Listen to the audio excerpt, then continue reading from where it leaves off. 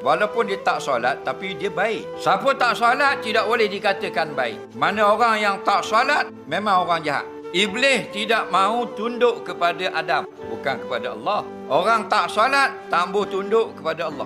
Mana orang tak solat, jahat dari iblis. Betul tak? Iblis disuruh tunduk pada Allah, iblis tunduk. Yang dia tak mau tunduk kepada Nabi Adam. Kenapa dia tunduk kepada Allah? Kerana dia tahu Allah itu maha besar. Kenapa dia tak mau tunduk kepada Adam? Kerana dia kata sendiri, khalaqtani min nar wa khalaqtahu min tin. Membuat aku daripada api, muat Adam muat dari tanah. Takkan api tunduk ke tanah? Tapi kita manusia bisa tak mau tunduk kepada Allah, jahat dari iblis. Maka semua penduduk di langit beri hormat kepada Nabi Adam yang diketuai oleh para malaikat. Malaikat iblis. Orang yang tak semayang, dia rasa dia hebat daripada Tuhan. Itu hakikat. Kalau dia rasa Allah lebih hebat dari dia, dia semayang.